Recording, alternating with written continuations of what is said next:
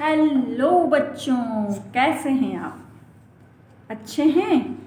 चलिए फिर स्टार्ट करते हैं हमारी क्लास 9th की बिहाइव बुक का चैप्टर नंबर 3। ओके, हम इस चैप्टर के 6 पैरा रीड कर चुके थे बच्चों। अब हम आज स्टार्ट करेंगे उसके आगे वाला पोर्शन। 7th नंबर का जो पैरा है पेज नंबर 35 पे उसे पढ़ेंगे। यह चैप्टर था हमारा एक छोटी सी बच्ची के बारे में जो अपने पिता से बहुत डरती है और वो उनके सामने बोल भी नहीं पाती है। इतनी फ्राइटन रहती है कि वो अपनी कुछ बात कह नहीं पाती है। जब भी पिता का सामना करती है तो हिचकने लगती है, यानी बोलने में भी उसको हिचकिचाहट होती है। बहुत हकलाती है वो उनके सामने। तो इस तरह से वो अपने फियर में पापा के सामने नहीं आ पाती है। फिर उससे एक बहुत बड़ी गलती हो जाती है कि उनकी जो स्पीच थी वो उनका सरप्राइज़ गिफ्ट बनाने में उसको फाड़ करके वो काम ले लेती है। तो पिता और माता दोनों ही उससे बहुत नाराज़ होते हैं, उसको अंधेरे कमरे में डाल देते हैं। ओके, तो यहाँ से हम आगे रीड करते हैं। Crying too much to explain she lay in the shadowed room watching the evening light make a sad little pattern on the floor. वो बहुत रो रही थी। क्राइंग टू मच, एक्सप्लेन, वो अपनी बात समझा नहीं पाई उनको। She lay in shadowed room, और एक अंधेरे कमरे में पड़ी रही।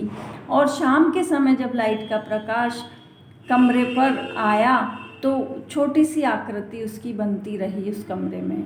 Then father came into the room with the ruler in his hands. तब उसके पिता आए और अपने हाथ में क्या लेकर आए? एक रूलर, एक डंडा। I am going to beat you for this. और वो कहते हैं कि तुमने जो गलती की है, तुमने जो मेरी स्पीच फाड़ी है, उसके लिए मैं तुम्हें मारूंगा, पीटूंगा। Oh no no, she screamed. वो चिल्लाई, अरे नहीं पापा, नहीं नहीं। Hiding under the bed cloth. और वो बेड क्लॉथ के अंदर घुसने लगी। जो चादर होती है ना बिस्तर पे बिछी हुई, उस चादर के नीचे घुसने लगी वो। ही पुल्ड देम असाइड। पापा ने क्या किया? उसको खींच के एक तरफ कर दिया। सिट अप, बैठ जाओ, ही ऑर्डर। उसने आदेश दिए पापा ने। And hold out your hands. और आप अपने हाथों को बाहर निकालो। You must be taught once and for all not to touch what does not belong to you. और मुझे तुम्हें एक बार सिखाना होगा कि जो चीज़ तुम्हारी नहीं है उसको तुम आगे से टच नहीं करो। और ये सिखाने के लिए मैं तुम्हें पीटूंगा, मारूंगा। But it was for your birthday. हकलाती हुई बोलती है वो लड़की कि मैंने तो ये सब आपकी बर्थडे के लिए किया था। Down came the ruler on her little pink palms. इतना कहना था कि बच्ची की जो पिंक पाम थी, गुलाबी गुलाबी हथेलियाँ, उस पर एक डंडा आकर के पड़ा। Hours later, when grandmother had wrapped her in a shawl and rocked her in the rocking chair, the child clung to her soft body. जब कई घंटों बाद दादी माँ ने उसको क्या किया? एक शॉल ओढ़ाया और झूलने वाली कुर्सी में झुलाया। तो वो बच्ची क्या करने लगी? दादी का जो बहुत थका मांदा था शरीर था उस पर चिपक गई। Clung to her soft body. What did God make father for? She sobbed. वो सॉफ्ट होती हुई यानी सिसकियाँ लेती हुई बोली कि गॉड ने फादर क्यों बनाए हैं, किस लिए बनाए थे? ठीक है। And here's a clean hankie darling, blow your nose, go to sleep PAT.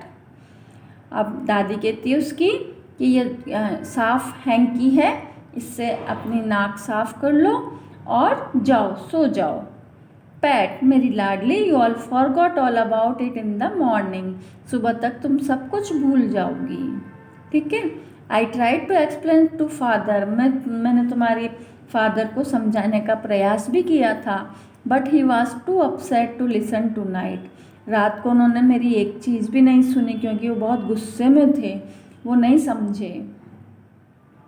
But the child never forgot, लेकिन बच्ची कभी नहीं भूली। नेक्स्ट टाइम शी सा him she quickly put both hands behind her back and red a colour flu into her cheeks. अगली बार जब उसने पिता की ओर देखा, जब पिता का सामना हुआ उससे, तो उसने अपने दोनों हाथ अपने पीठ के पीछे छिपा लिए और उसके जो चीक्स थे, उसके जो गाल थे, वो डर के मारे रेड हो गए कि फिर कुछ ना कुछ कहेंगे, फिर मुझे मारेंगे। तो बहुत फ्राइटन्ड हो गई थी वो। The McDonalds lived next door. They had 5 children. Looking through a gap in the fence, the little girls saw them playing tag in the evening. अब क्या होता है, नेक्स्ट डे जब इवनिंग होती है, शाम होती है, मैकडोनाल्ड्स नाम के एक उनके नेबर थे, एक पड़ोसी थे जो पास ही के घर में रहते थे। उनके 5 चिल्ड्रन थे और वो क्या कर रहे थे, उस लिटिल गर्ल ने, केजिया ने, अपनी फेंस से, यानी अपनी जो चार दीवारी थी उसके बीच थोड़ी थोड़ी गैप थी, उसके बीच से देखा कि वो अपने बच्चों के साथ क्या खेल रहे हैं, एक टैग गेम खेल रहे हैं, बच्चों का गेम खेल रहे हैं, पकड़म पकड़ाई जो हम खेलते हैं ना वो। The father with the baby, Mao, Mao नाम का उनका एक जो बेबी था छोटा, उसको अपने ऑन हिज शोल्डर्स, अपने कंधों पर उठाए हुए थे। And 2 little girls hanging on to his coat pockets, और जो 2 छोटी छोटी गर्ल्स थी, उनकी बेटियां, वो उनकी कोट पॉकेट को पकड़े हुए झूल रही थी। Ran around and around the flower beds, और वो फूलों की जो क्यारियाँ थी उनके आसपास घूम रहे थे। शेकिंग विद लाफर, एक दूसरे को पकड़े हुए और एक दूसरे को पकड़ने की कोशिश करते हुए, हंसते हुए वो दौड़ भाग कर रहे थे। Once she saw the boys turn the house on him, और जब once she saw the boys turn the house on him and he tried to catch them laughing all the time. सब बच्चे एक दूसरे के साथ, अपने पिता के साथ खेल रहे थे और एक दूसरे को पकड़ने की कोशिश कर रहे थे। Then it was she decided there were different sorts of father. तब वो सोचती है कि डिफरेंट टाइप ऑफ फादर होते हैं, सभी के अलग अलग प्रकार के फादर होते हैं, मेरे फादर ऐसे नहीं है कि मेरे साथ खेलें। Suddenly one day mother became ill, एक दिन अचानक उसकी माँ बीमार हो गई, केजिया की माँ। And she and grandmother went to hospital, और फिर क्या हुआ, जो एक दिन बीमार हो गई माँ, तो दादी माँ भी अस्पताल चली गई उसके साथ, मदर के साथ। और घर पे कौन रह गया, the little girl was left alone, अकेली रह गई वो छोटी लड़की Kezia. In the house with Alice the cook, उनका जो कुक था, उनका जो रसोइया था, खाना बनाता था, उसके साथ केजिया घर पे अकेली थी। That was all right in the day time, दिन के समय में तो बिल्कुल सब ठीक था। But while Alice was putting her to bed, जब एलिस ने उसको बिस्तर पर सुलाया, शी ग्रू सडनली अफ्रेड, तो वो अचानक डर गई। वैसे ही बहुत डरी सहमी सी रहती थी वो अपने फादर की वजह से, तो उस समय बिस्तर में जाते हैं वो डर गई। अब क्या होता है आगे, नेक्स्ट हमारा पैराग्राफ है, what will I do, I have a nightmare, यदि मुझे रात को नाइटमेयर, बुरा सपना आया तो मैं क्या करूँगी, शी आस्क्ड, उसने पूछा। I often nightmares and then granny takes me into her bed, मैं हमेशा रात को बुरे सपने देखती हूँ, तो ग्रैनी जो है, मेरी जो ग्रैंड मदर हैं, वो मुझे अपने पास बिस्तर में ले जाती है। I can stay in dark, it all gets whispery, और अंधेरे में नहीं रह सकती हूँ मैं, और मुझे जो धीमी धीमी आवाज़ें आती हैं उनसे भी बहुत डर लगता है। इस तरह से वो कहती है। या you just go to sleep child said Alice, Alice ने कहा तुम सो जाओ बच्ची। पुलिंग ऑफ हर सॉक्स, वो उसको क्या करती है, उसके मोजे उतारते हुए कहती है, and don't you scream and wake your poor पा, और अगर तुम्हें कोई बुरा सपना आए तो स्क्रीम मत करना, चिल्लाना मत, चिल्लाओगी तो तुम्हारे पापा जाग जाएंगे। इस तरह से वो कहती है उस बच्ची से।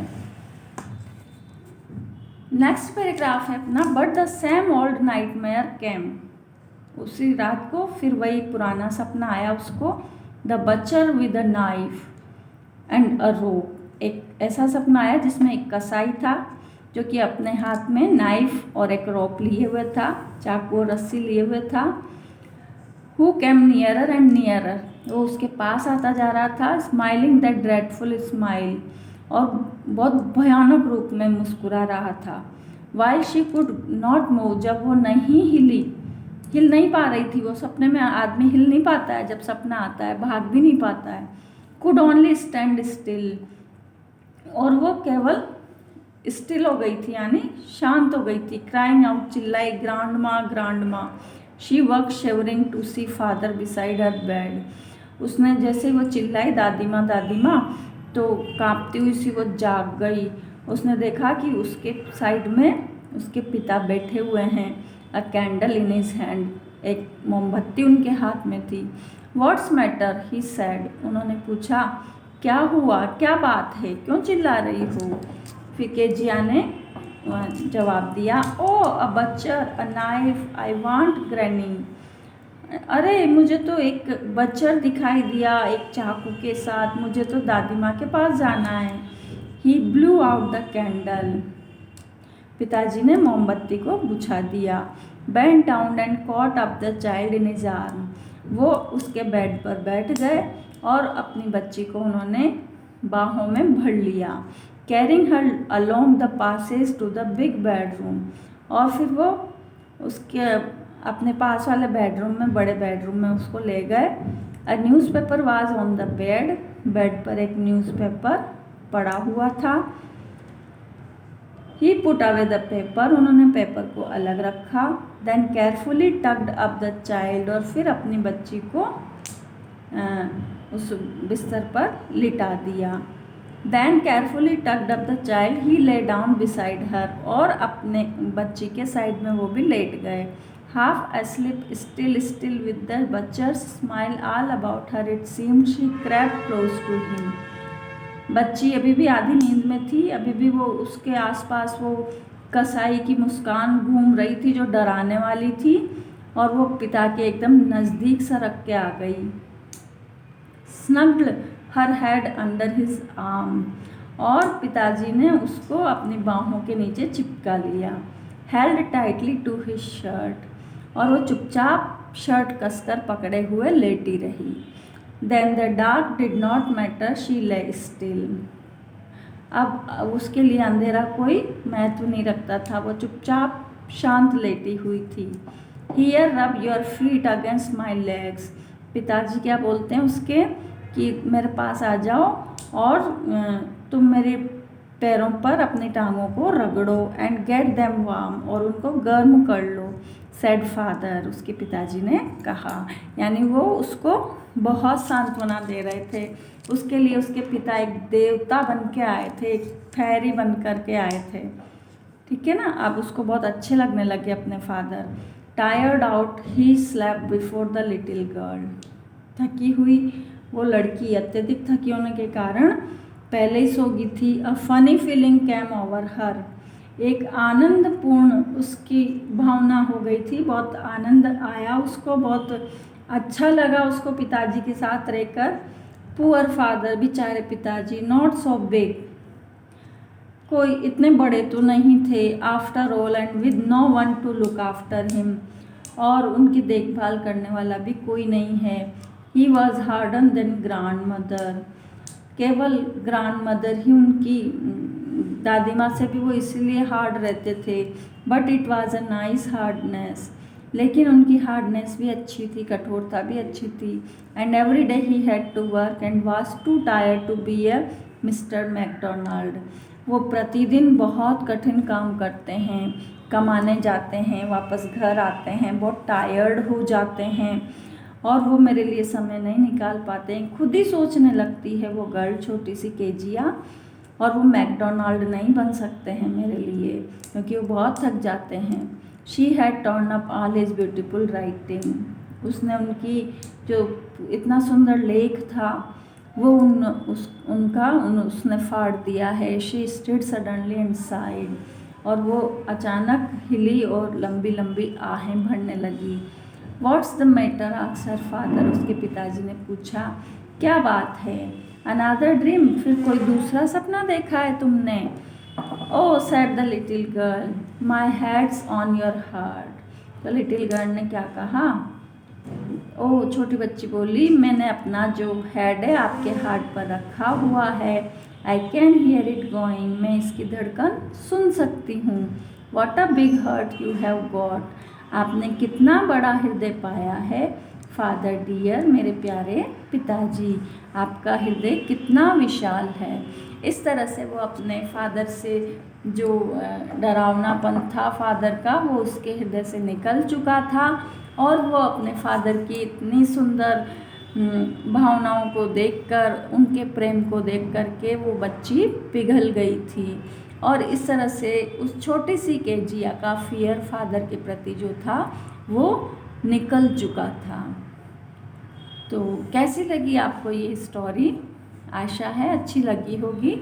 आप सेल्फ इसको घर पे रीड करें और फिर आगे मिलेंगे हमारे नेक्स्ट वीडियो में। Okay, good bye.